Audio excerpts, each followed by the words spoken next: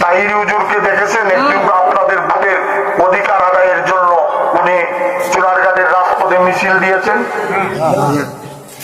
বলেন উনিও মাইকে উন্নয়নের কথা বলেন যে 17 বছর উন্নয়ন হয় না, সেই কথাটা ওনার মুখে বানায় না।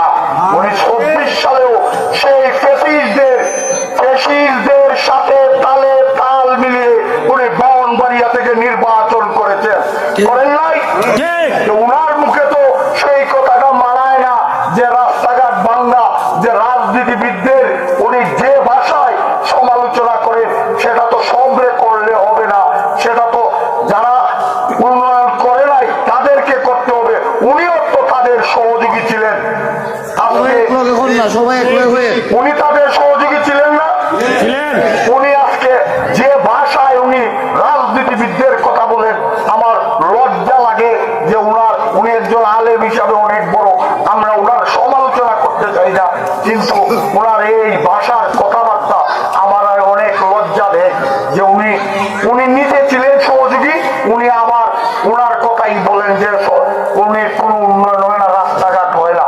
উনি কি ওয়াজ মাহফিল ছাড়া ওয়াজের যদি কোনো দাওয়াত থাকে, ওয়াজে অনেক মানুষ হয়, আমরা নিজেও ওনার ওয়াজে গিয়েছি, যাই এবং ওয়াজে সহযোগিতা করি।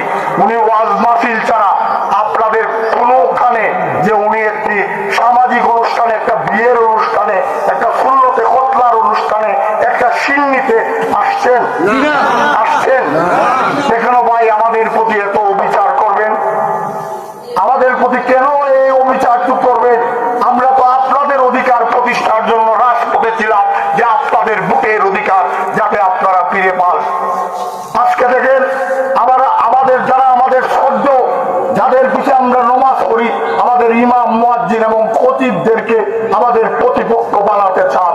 সে আমাদের ইমাম মুয়াজ্জিন খতিবরা কি আমাদের প্রতিপক্ষ না? তারা আমাদের সদ্যের পাত্র, তাদের পিছিয়ে আমরা নমাজ করি, তাদেরকে আমরা প্রতিপক্ষ না।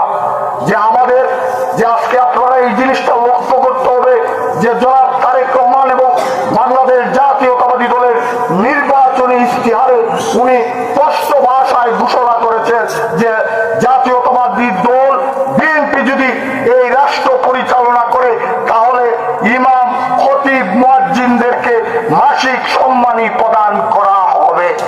পুরো দেশ স্বাধীনের